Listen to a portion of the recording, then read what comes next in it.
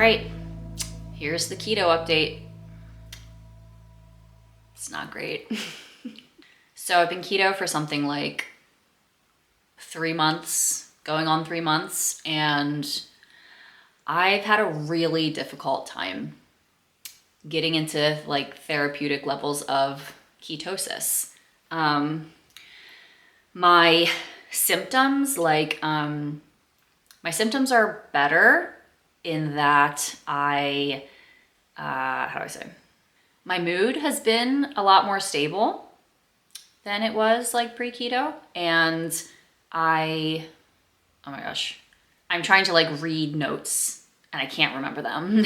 I have not made any gains in my memory or really in my cognition, but my mood's been more stable and right. I've been able to function much better in terms of just like being able to do things and not feel like confused or overwhelmed by them. Like I can just go do things and like do that thing and then that thing and that thing and just do it. Whereas normally it's just like something is like, it feels overwhelming and confusing, just moving from like task to task. So that's been better and that's been really helpful. But I have not made any gains in like my cognition really, like my memory really is like, I feel like my memory might even be worse somehow. I don't know if that's possible, but yeah, so, I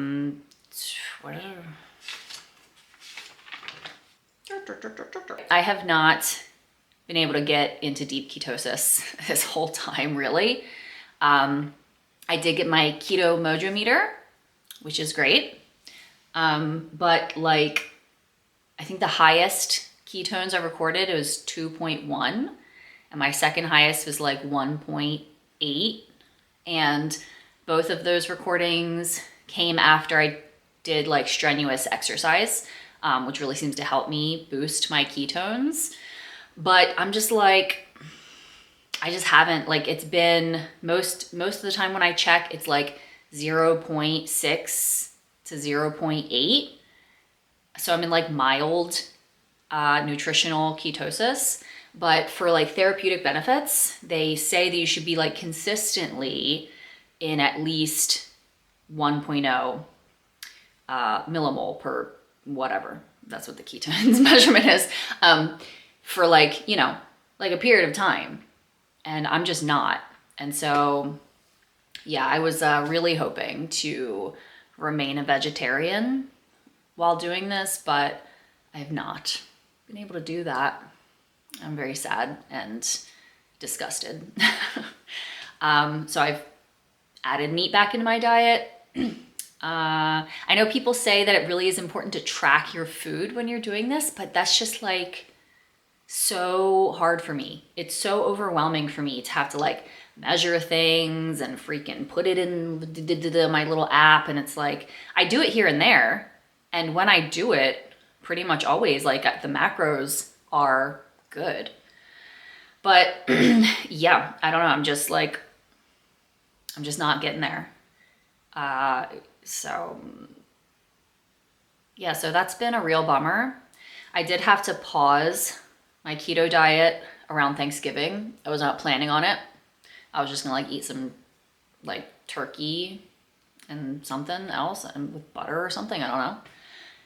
But my family got a stomach bug. So I had the pleasure of vomiting in my in-laws' house, and there is just nothing to eat on keto when you're nauseous or not feeling well. I fasted for like a day, but then it's just like, I couldn't, like, I can't put fat into my system, into my stomach when I'm nauseous and feeling like I'm gonna puke, you know? So I ate some more carbs for like a week or something, and then got back to it, and I don't know. I've tried not having artificial sweeteners because I guess for some people they can hinder ketosis, but that doesn't, taking them out hasn't seemed to make a difference. So what I'm planning on doing is going carnivore again for like a week or something.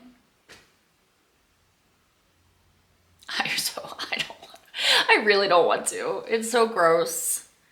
And I'm getting really sick of this diet already. Like it's so greasy and oily. Ew. Like ew.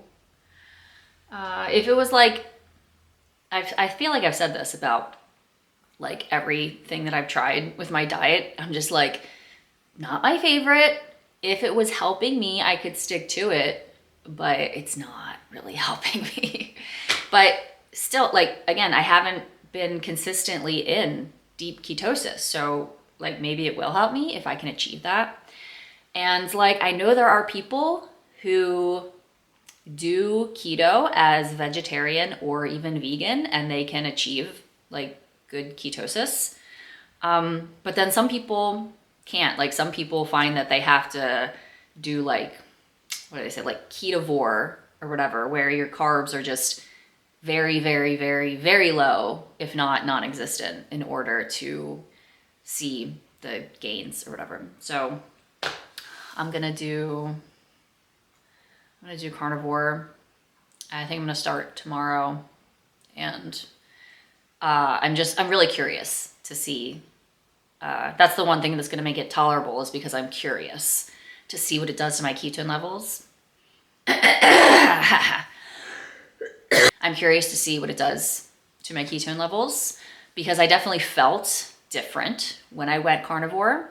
I remember like the first like few days I got like really hot and I didn't sleep well, and I was like snoring a lot, according to my husband.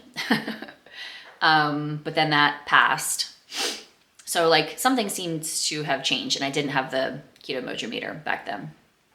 I didn't even know it existed. So I am going to go carnivore again and see where my ketones are.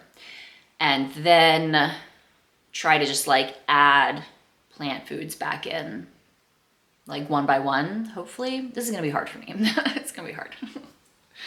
But I am committed. Like I said last time, I'm committed. I really wanted to do this vegetarian, but I don't know. I've, you know, like I said, I'm not meticulously like tracking my food. I'm not measuring it. Like I just freaking can't. Okay. It's like, you know, I have a family and little kids, and it's like, I already frequently will like find myself rushing like to get dinner on the table, and then it's like later than we ever intend for it to be, because I'm like behind, and I'm like, I can't measure all my food. Like that's something good about carnivore, is it's extremely simple. And so if I guess if I wanted to measure my food, it would be a lot easier to do that if I'm eating just extraordinarily simple food. I'm probably still not going to, but we'll see. We'll see.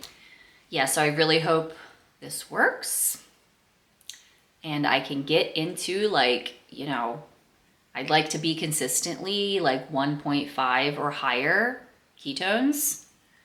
And just to see how I feel, because I haven't gotten there yet. Like I don't know if it's going to help me, because I haven't been able to achieve it. It's so annoying. It's super annoying. I've been doing this for like, I mean, it feels like forever, and I haven't been able to even like get the thing, like do the thing. I'm doing the thing, but it's not the thing. You know, you understand what I'm saying? So I'm trying to be positive and grateful, even though, you know, I really don't like getting the flesh of dead beasts stuck in my teeth every day. I will give thanks. Thank you, dead beasts, for nourishing me and hopefully getting me into therapeutic ketosis. And then maybe my brain will start working better. Yeah,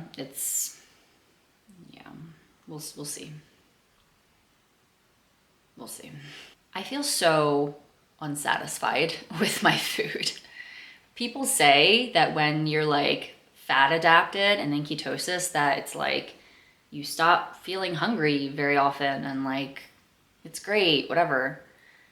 So maybe I'll still feel that. But in the meantime, when I'm just in like mild ketosis most of the time, I find this diet extremely unsatisfying. I pretty much never eat a meal and I'm like, yes, that was it. You know, I've done it. I have satiated myself. No, like that doesn't happen. Really, the only meal that sort of does that for me is kale salad. I love, just like I massage kale with avocado and then add like olive oil and flax oil and olives and maybe some sauerkraut, maybe a little bit of shredded carrots or tomato. And it's really good. It's really good. I love kale salad. And, maybe my body can't do this with too many carbs. Like, kale is like barely any net carbs because it's so high in fiber and like whatever. But I guess some people still you really have to look at like total carbs for whatever reason. And like maybe I'm one of those people. So we'll see what happens with carnivore. I will keep you updated. I know you're on the edge of your seat to find out what happens. So we'll see. And I thank you and goodbye.